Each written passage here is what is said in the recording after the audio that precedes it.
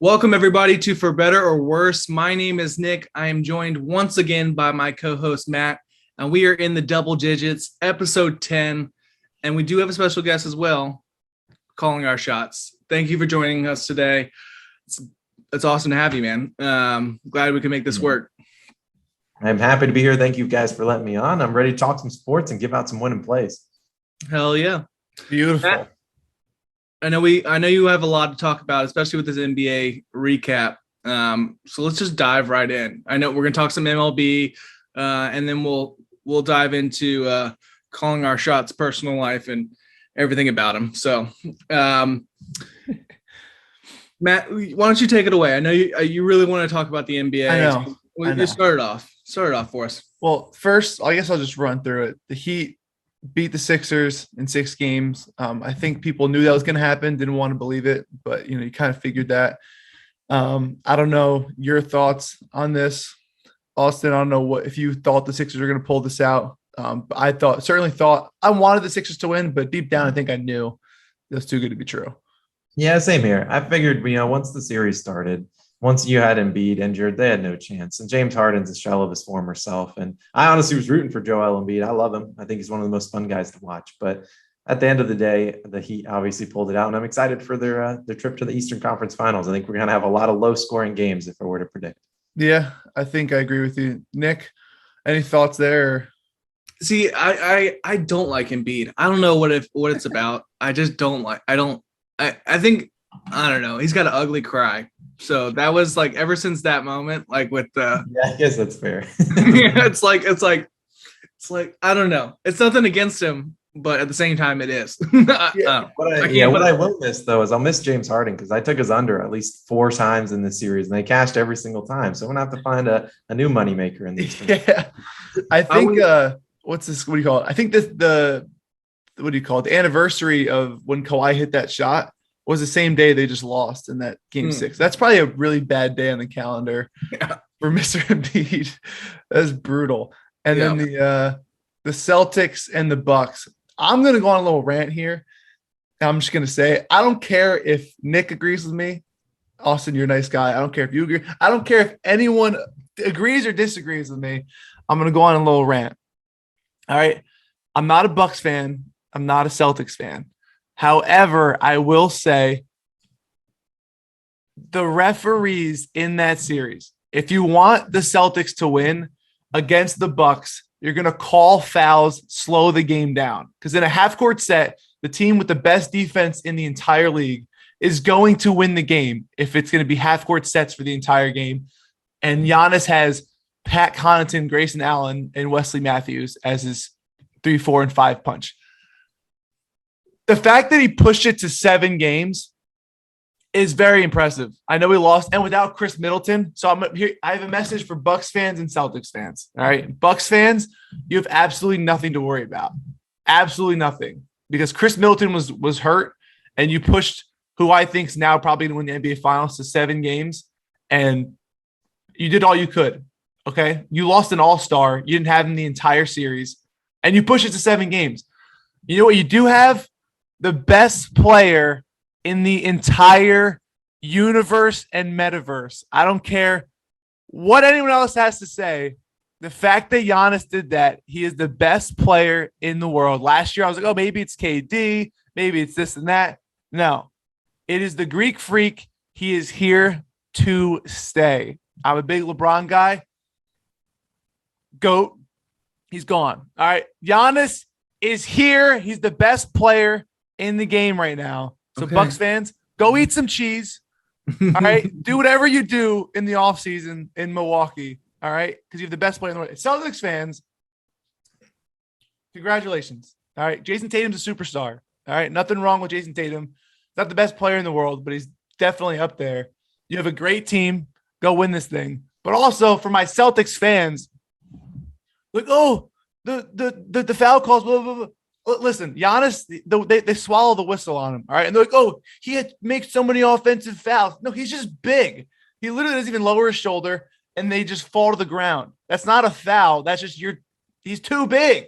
And if he gets fouled and he's down on the other floor and they push the ball up with an outlet pass and they hit a 3, and it's open, it does not come on the stat sheet. All right. You don't see those things, but that happened all series long.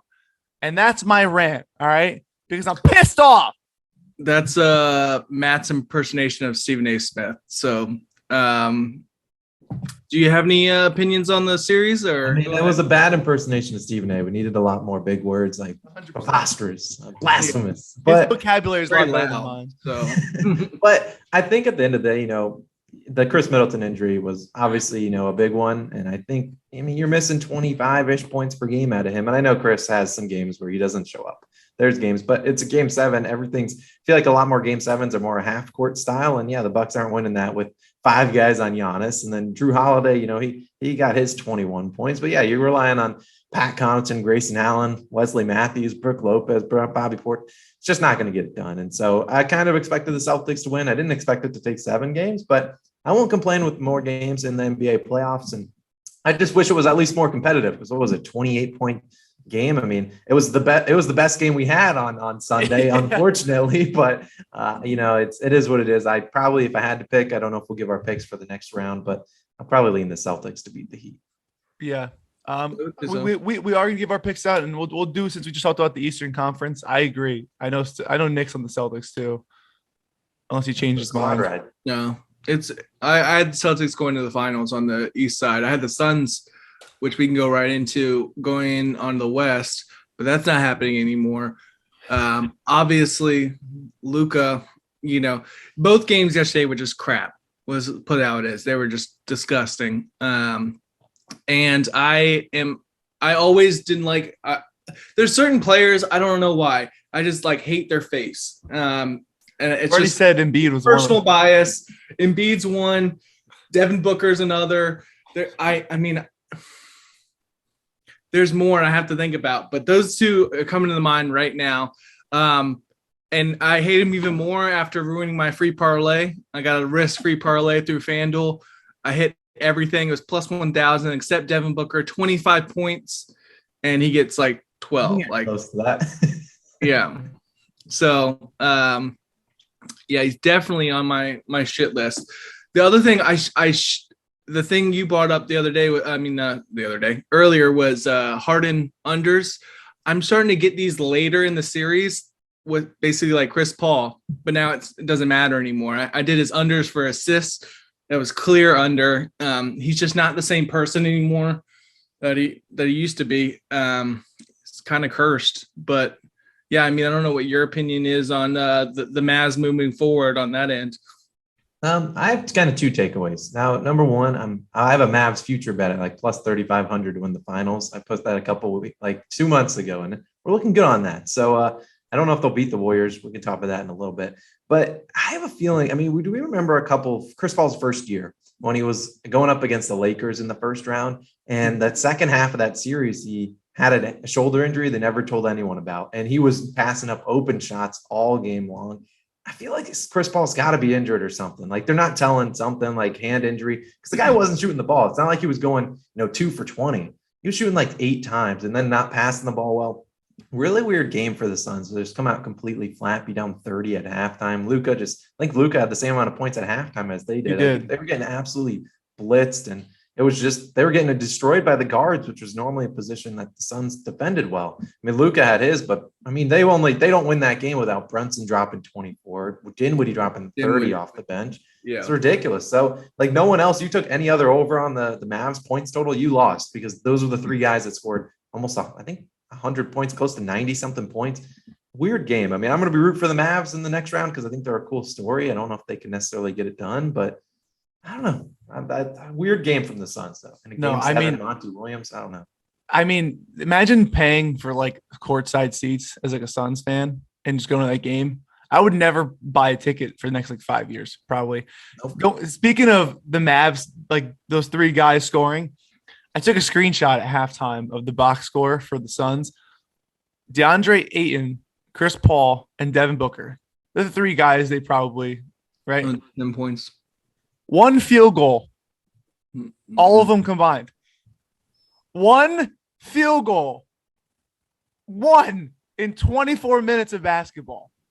That's got to be the worst half ever played in a playoff game ever. Especially nowadays, maybe like pre 3-point line, no one scored that little points, but like that is absolutely absurd. That just like, and Chris Paul, I think I agree with you. I thought he was hurt last series against the Pelicans. But then he kind of showed some games where he literally didn't miss. I was like, maybe I'm just, thinking about it, but I think you're right. He's old. I think he's just got a bum shoulder that just gets aggravated, and there's really no like, I don't think he really tears anything, but he's got like a bum shoulder and it just hurts to shoot or something because he looks terrible. And Devin Booker, you can't talk trash up 3-2 against Luka Doncic, who is better than you, and then come out and go 0 for 7 from the floor in the first half. You just can't do that. So CP3, CPC yourself out and get the hell out of here. No more blaming Scott. No more blaming Scott Foster either. All right. That narrative's done. All right. He's just proved that it's just not him. And you know what, Luka, I'm proud for the NBA. Luka is a superstar. Honestly, I may put him at number 2 next to Giannis on my new list, but Luka's a superstar in the making, young stud, talks trash, lives up to it. It's a great guy to have against the Warriors. I think the Warriors Mavs is much more exciting than the Warriors Suns, just off the Luka aspect. So we'll see what happens. I don't know what you guys think. One thing I noticed is that the Mavericks were 25-1 before yesterday's game, and the Bucks were 9-1 to win the finals. And they're in the same situation. They're both going on the road, had to win a game 7. Both were 5-6 point underdogs.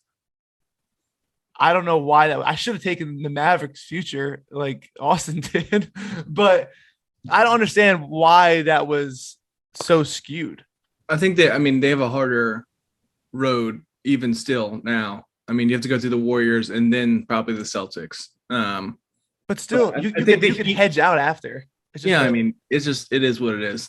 And I knew I had a really good feeling about Mavs money line. I think people forget about the Mavs. The past couple of years, they made it to the playoffs, lost to the Clippers and whatnot. And that was when they had Kristaps Porzingis he was a no-show. He did nothing in those playoff series. So I think they did a really good job. And that's why I put money on their future, because I thought, I didn't think they would beat the Suns, let's be honest. But I knew they needed other playmakers, and Brunson's obviously stepped up. He's going to get paid this offseason. Shout out him. And then obviously Spencer Dinwiddie. He showed up in the game 6 and 7 when they needed him to show up the most. And that was not something they ever got from Kristaps. So I think they shout out to them for doing a big move in the offseason. Can they beat the Warriors though? I don't know. Yeah. Listen, the Warriors are not as invincible as they once were, but it will be a tough task for sure. So what do we got going on? Heat Celtics. So I think we all agree on the Celtics overall. Yeah. Do you have an official, play lean as far as the Warriors Mavs, and then obviously your finals? Personally, I'm going to root for the Mavs. I got to root for my ticket that I got going. So I'm going to root for the Mavs. I think they could potentially do it. I think they're a really sound defensive team. And I think they really, they've shown they can beat the Suns, a very good team. The Warriors, like you said, they aren't as good as, they were in the, 2015 era. And so I think they can kind of stumble on them. We saw them defend CP3, Booker pretty well. So I'm going to go Mavs. I think that one's going 7 games. I think it's going to be a back and forth series, but I'd lean the Mavs to probably meet up with the Celtics. And they can shoot the 3 very well. That's the thing. So, and it's not like they rely on a lot from their centers, because Dwight Powell was a no-show.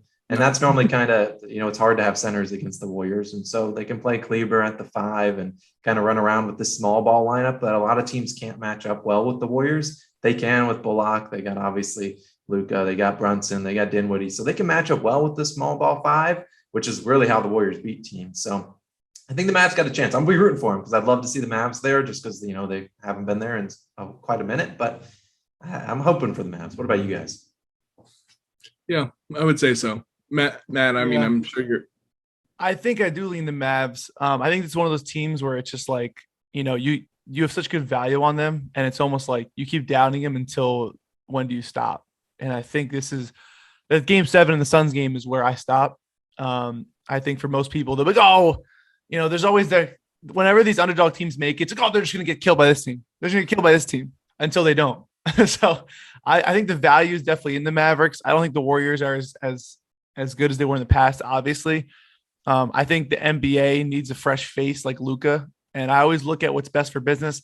I said a couple of days ago, the NBA would want Boston, Miami, Dallas, and Golden State because you kind of get all your areas of demographics across the country.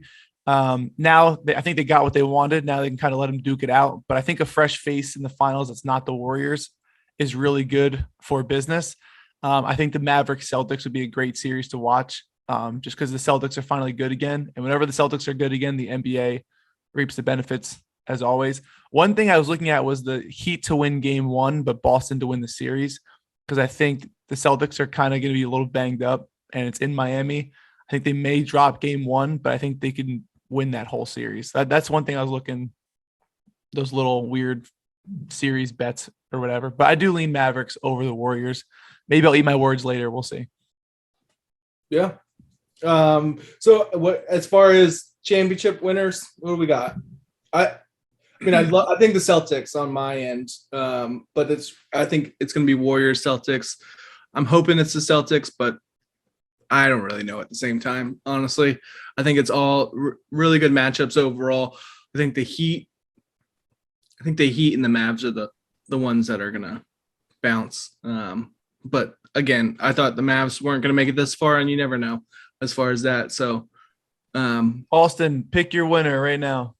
I think the Celtics win it all. I've been saying it for a hot minute. I mean, I'd love for my Mavs to get the cash. Maybe that's when I hedge, but I think the Celtics, they did a really good job kind of changing their whole roster this offseason, especially throughout the season, because they can kind of match up with anyone. If people want to go small, we saw Grant Williams. Grant Williams was the leading scorer in Game 7. I don't know who put that in the ticket, or they should play the lottery because I have no idea what the odds were for that. But yeah, Grant Williams playing well. They got Derek White, Peyton Pritchard. Got a lot to, and Robert Williams has been a no-show basically the whole playoff. So I think they're way too deep of a team, and they have too many people that can score. I think that's what you need in the playoffs. If you're relying on one guy like, the Mavs, Luka the whole series, if Luka has a bad game, it's going to be tough for them to win. And I think the Celtics too deep and too good of a defense to so I lean the Celtics to win it all. If I had to put money on it, it'd be Celtics to win the NBA Finals. Yeah, I agree. I said in our pre-playoff bracket that my NBA Finals was the Bucks Celtics. So the Celtics already won the finals in my book. So I think they're just going to take the cake and run with it. So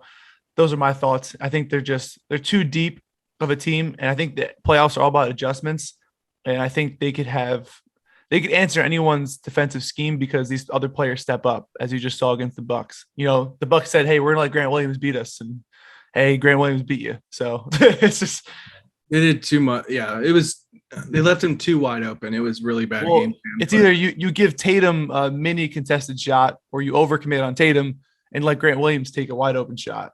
No, I let Tatum take the contested shot. You say that now, but I think before you can't let him that game, you can't let Grant Williams have 15 open threes. Like he's still an NBA player who can shoot the three. Like it's. Just I agree, but Tatum's a superstar. I think did it, but still, like you gotta play. You can't leave people open in the NBA.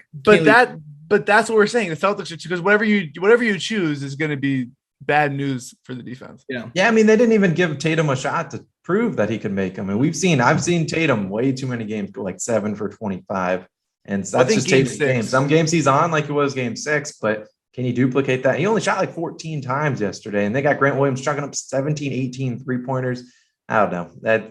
I'd let Tatum beat me for the first half, and then if that's going poorly, then switch it. But they never switched game plans. Grant Williams kept spraying threes all game. Yeah, well, because Brooke Lopez is so slow. I know he went to Stanford, but he just seems so dumb. I don't know why. I think it's his voice. Yeah, definitely his voice. Well, let's get into some MLB.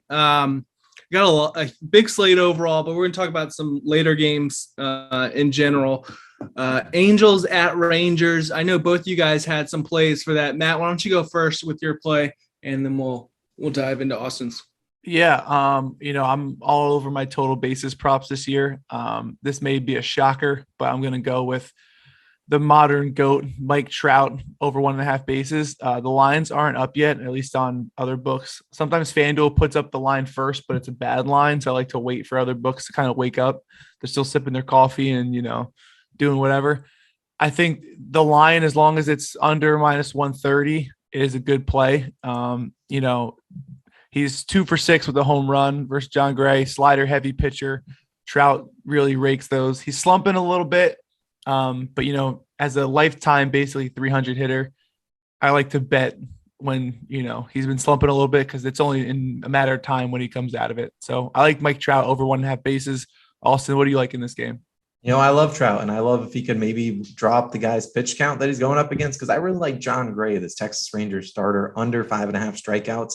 Now, it was minus 122 on FanDuel as of earlier this morning. Gray not only not hit this line, he hasn't even gotten above 4 all season long. And while this might be his first home start in a Rangers uniform, I just look out of the Angels. They're a team that just struck out 15 times yesterday. I can't imagine they're swinging in the dirt as much as they did yesterday. No player likes to strike out. When we look at Gray, he has not faced a ton of batters. So he's only the most batters he's ever faced is 20, but normally hovering in that 16 to 18 range. He sees that against the Angels. I don't see him striking out 33% of them to get 6 Ks. So I think he ends in that 4 to 5 range. I think this line's a little bit too high. If it's 4.5, I wouldn't be surprised if he ends on the hook either way, but I like John Gray under 5.5 strikeouts.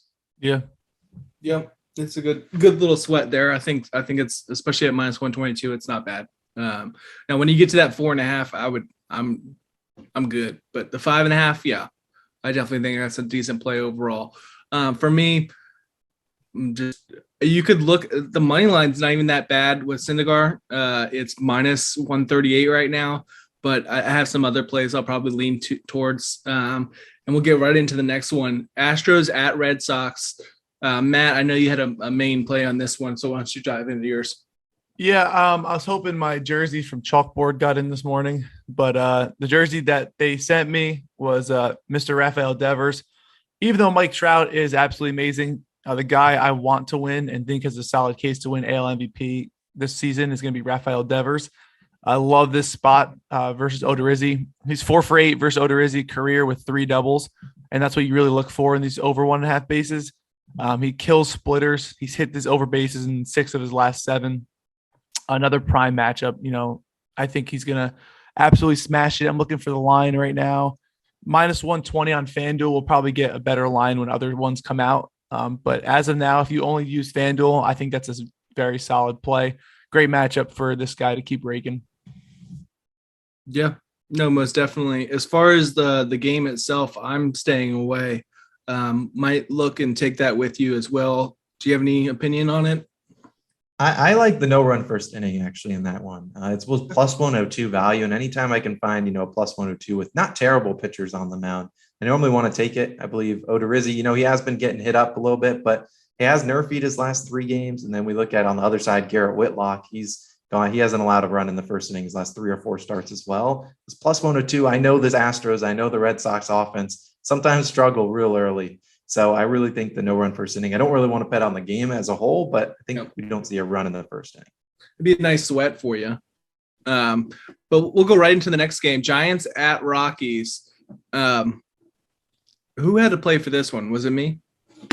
So I'm on the Rockies plus 1.5 in this one. There you go. These two same pitchers, Wood versus Sensatella, they matched up back in San Fran May 10th, about a week ago. And the Giants won 9-2. Yeah, they're not big favorites today. They're coming off that Sunday night baseball beat down when they lost like 16-6 or 15-6. And they scored a bunch of runs against Albert Pujols, who was pitching for the Cardinals at some point. And I just think Wood's going to get hit up in this one. Hasn't been as good on the road. Sensatella is a guy that's not going to strike out anyone. I mean, he's got 2.5 strikeouts is his number. So he's not going to strike out a lot of guys, but the Rockies at home are just too good of a team. So I'll take the plus 1.5. It's only minus 115. So give me the run and maybe they win this one outright at plus value, but I'll be safe. Take the plus 1.5. Yeah. I'm actually looking myself. Sensatella, the only 2 games he got blown up were on the road. Other than that, he has a 2.37 home ERA. He's not going to strike out guys, but I've seen the Giants bats go absolutely cold, and this could be one of those games. I know it's in Colorado, and you never know. Those are normally high scoring games, but Colorado's batting 284 at home and 301 against lefties, and Wood is a lefty. So they got a lot of good splits against them. So if you want to target some player prop over bases like Blackman, McMahon, Crone, Connor Joe, all those guys all are batting over 300 against Alex Wood with a lot of plate appearances. So something to consider. Yeah, I mean, if only I had Giants. I saw some people with Giants team total last night, over 4. what a lucky opportunity. Yeah. Like Pujols giving up 4 runs. Like, oh my gosh. And honestly, I wish I lifetime was ERA is probably terrible. I wish I was watching it because you probably could have grabbed a live line somewhere, whether it had been like plus 8.5 or whatever, Yeah. probably would have took that just cause. But yeah, at the Rockies at home, I think that's never a bad option with that altitude and stuff. Getting on, okay, I have some scary plays on my end. The lines kind of don't make sense. Number one, last night I was looking over the card and everything. You got the Yankees at the Orioles. And it was my first 5 run line minus 0.05. Whatever.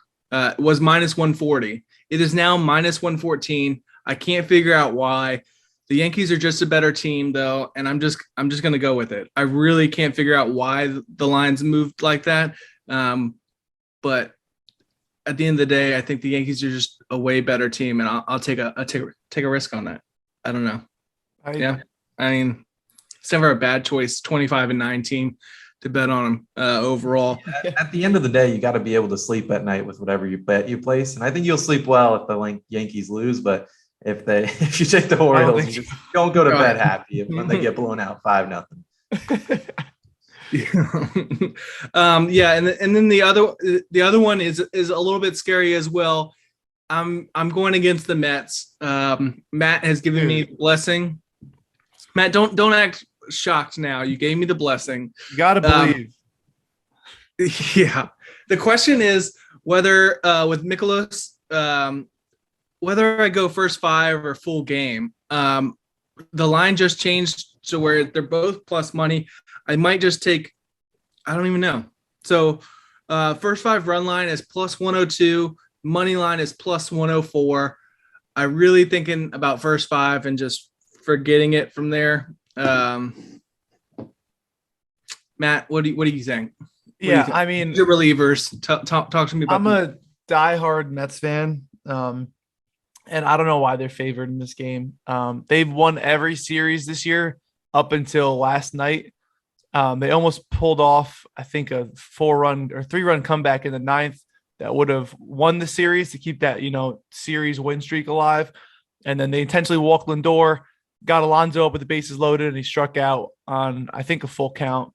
And that's devastating. And I think the locker room, when you have a team that you never lost a series or you have win streaks, you really rally behind it. I know these two teams hate each other from earlier when they kept beaming each other, and Arenado's a little bitch. You could say that. I'm just going to say it out loud again. But this is the game. You got Trevor Williams on the mound. I'm not going to lie to you. He's terrible. I'm not going to tell you he's amazing. The only thing that scares me is that they hate each other. But if you're going to go to war and have Trevor Williams versus Mikolas, I'm going to side with Mikolas.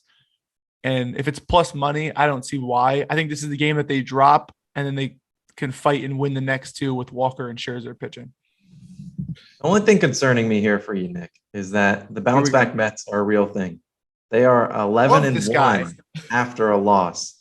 So they've only lost back-to-back games once this year. 11-1, best in the majors. Yankees are 7-1. That's second best. So I do agree that they have the side with the better pitcher, but I swear there's so many times in the MLB where we see, Mikolas is one of their better pitchers. Then we see them trot out probably a worse pitcher. And yet we see like a duel of 2 great pitchers. It never makes sense in the MLB. And maybe this is one of those. I still lean the Cardinals, but I swear their bats don't show up on the road. So I'm a little bit scared for them. I'll root for you just because I don't have any money on it, but I wouldn't be surprised if the Mets take this. I'm pretty sure Austin just talked you into first 5. And I haven't figured out which one I'm going to do yet. Well, I've said this plenty of times before. Even the worst teams have 40, 50, 60 wins. The Reds have wins right now. Like if it was always up to the pitchers, then, it'd be a lot easier, but it's not. So, shout out the Reds. Didn't they win yesterday without recording a single hit? No. Or is that the Pirates? Pirates yeah, won. the Reds did it. Okay, if that's not the biggest Reds-Pirates game, I don't know what is. Yeah. Yeah, I mean, the Reds bats have they were so hot. I was riding their team totals and the over for a while now. I think they literally hit it 10 straight games, and then they've gotten so cold since. but we'll see. Wait, so the Reds threw a no-hitter yesterday. Why is no one talking about this? Yeah, that's true. We should talk about it. I don't even know how they scored. So did they walk bases loaded situation? Maybe it was an error. I didn't even see. An error. How did he get? So he got on base. I'm trying to see. Got to be a walk or hit. All right, I got it right here. It was They're the bottom first 8. team since 2008 to win a game. So without it was steal. he walked to, it was a ground out base, and then he walked 3 guys in a row, and Yeah. Brian Hayes grounded into a force out. So they just didn't turn 2. Yep. And he beat the tag. The base is loaded. Yep. That's what I figured. Also, the Reds only pitched 8 innings technically because the Pirates didn't bat in the 9th. So it was an 8 inning no hitter. I mean, still, Reds. Clap it up. Well done. it's honestly, that was really impressive. Like it really is. It's like it's like, hey guys, let's do the most impressive thing possible, but we're still tanking, so don't win. Okay? If I'm Hunter Green, I'm pissed off. He pitched 7 and a third, I think. Yeah, No I'm not a hits. big Hunter Green guy, usually, but he did pitch well yesterday. He's like a strikeout or blown up guy. Like He throws 180 miles an hour, so if they hit it, it goes far. Yeah, exactly. It goes home run. Exactly. So, any other games that we were looking at or had? Oh, I wanted to ask you about this. Do you use FanDuel at all, or what are your thoughts on FanDuel? So yeah, I use FanDuel. All my main ones are FanDuel, DraftKings, and then sometimes I go to BetMGM and Caesars for like just player props. But FanDuel and DraftKings my main ones. So the reason I bring that up is I last year and this year as well, I've been really tackling these first 5 combos. I don't know if you've seen them. I've seen you really killing it with those. Yeah, those are. Yeah, those are I mean, they're awesome. So you're basically betting the over/under on a first 5 because the favorite is always plus 1.5, and then you just get boosted. Like you just basically get plus money at over/unders for first 5s. I mean, I don't know if you've tackled those at all or.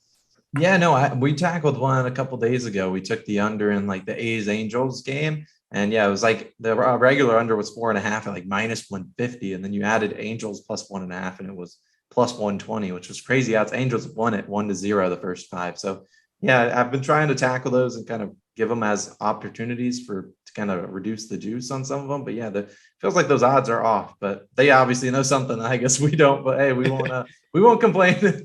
Don't speak too loudly. Yeah, no. So like it can backfire like yesterday. Unfortunately, the White Sox walked a bunch of people, bases loaded, and it ended 3-0 at first 5s. And I had the White Sox plus 1.5 and under 4.5.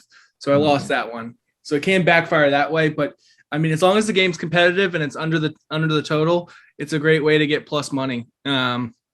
So yeah. Yeah, I think the best one for me is when you get the plus 1.5 and under 3.5, because you're rarely going to lose like 2-0, 3-0 if you think the favorite's probably going to win anyway. And that's really the only way you'd lose there. Yep. No, most definitely. It's just sweating out the 3.5, but the dead balls in baseball, and I don't know if you want to go into that, is definitely a thing. You can't convince me otherwise, especially here's the thing. Are they alternating balls? I don't know. Cause yesterday, yeah, I think so too. Cause yesterday it was definitely a dead ball day, but then like a couple days before that, it seemed back to normal. I don't know what your thoughts are, Austin, Yeah, it's really weird. It's we're seeing record low numbers for low home runs. It's weird. I feel like they're just going to wait till all the money's now going on the unders and then just flip the switch and just go all over like the balls with that actually juice. I have no idea. And luckily I don't bet a lot of home run parlays, and good thing because those people are down horrendously. I've seen people now go to no home run parlays on Twitter. That we're tired of dang home run parlays or bet on guys not hit one. I think it's a really weird thing. I'm kind of, as a weird like nerd, I'm kind of weird, like curious how they change the ball, if they do, what they do on the backside. But yeah, it's no fun for baseball as someone that just wants to see runs scored and people get hits and home runs. Yeah, which it makes it weird because like you think baseball would want people to watch. People don't watch baseball if you don't bet it. I love baseball, played it. But like the average American doesn't like watching baseball unless they're at the game. It's a different story. You think they'd want to see, give me juice balls in a steroid era. You know what I mean? Like let's see some runs scored. And I've seen Chris Bassett on the Mets talk about this. He said that he thinks that they're switching balls between innings and just like which is why he thinks that everyone's getting hit because the grips are a little different. So when you're throwing it a certain way and you grip it in the next inning, it's different. You're gonna throw a little wild, which makes a little sense. I'm not saying he's right, but he probably has more experience than I do. Yeah. That's an interesting standpoint. Yeah, I mean, I'm personally okay. This is one sport that I'm okay betting the unders on. So, let's keep the balls. I think they're doing a great job. The balls are good stuff. Home runs are supposed to be hard, and I never do home run plays. So, perfectly fine with this. This is great. No worries. Yeah, to each their own, I guess. Until I bet like the over on these first fives, and then I get screwed, even on the worst pitching matchups. But that's nonetheless. Anything? I don't know if either of you guys had any plays we missed out on, or anything you wanted to talk about. Other than that, let's ask Austin a couple questions. Yeah. Oh yeah. Okay, so what we asked this to everybody, I guess. So you're not special yet, but I'm gonna say, if you had to give advice to new bettors, a lot of guys who watch or listen to our podcast are people who they want bankroll management help or what stuff to look at help. If you had one thing to tell new bettors, what would that be? I feel like my number one thing would be don't bet on a sport you don't know. So I see a lot of people like today, for example, there's no NBA games on. People are going to come in and start betting at things on MLB. They're start doing a bunch of things that they have no idea. They can't even pronounce, pitcher names or hitter names. And so personally, I've never betting on something I don't know much about. So that's why I've been diving into baseball a lot this year because I didn't watch a ton last year.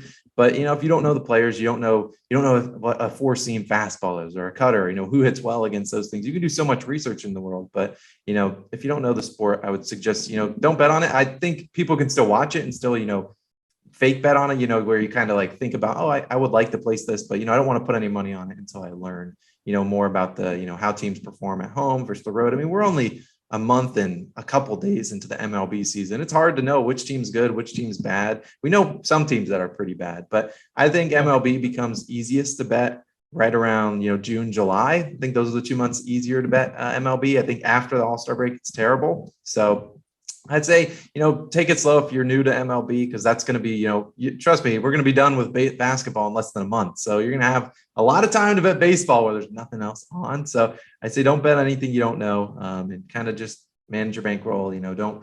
And then my second note, since you only asked for one, but I'll give you two, is that, don't ever don't chase losses. As someone that started, betting, several years ago, after I would lose, I'd be like, next one, we're doubling down. Then you end up losing 3 times, what you came into the night with. So never double down. It's okay to go to bed with a loss. It sucks, but I'd rather go to bed. I'd rather leave money on the table than leave money out of my pockets kind of thing. That's kind of how I try to say it.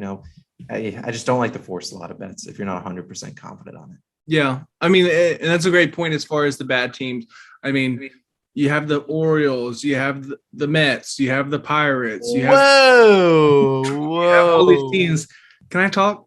Whoa. Sorry. When I see some wild stuff, I just can't help it. You have all these bad teams. So, yeah, that's all. And never bet money lines on a minus 230 or worse favorite in the MLB. Never do it. Ever. Not profitable. That's at Dodgers money line bettors. Yeah.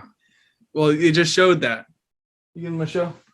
It just showed that the other day. Didn't did they lose last night? And they ended up winning yesterday. So they saved themselves. But yeah, they lost 4 or 5 straight.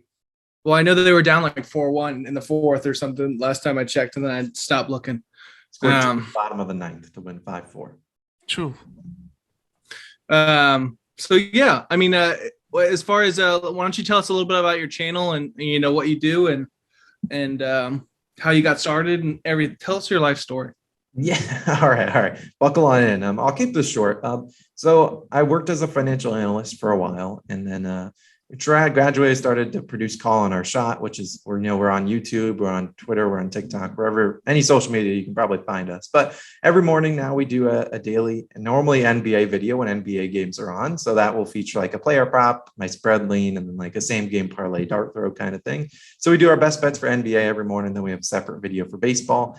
And then, have our weekly podcast where we try to bring on special guests. Our next guest is all right. He's not the best. It's going to be Nick, but he'll be on our podcast next time. But yeah, we just kind of try to give out our favorite picks. We always recap every day. That's something we always want to do, is be transparent.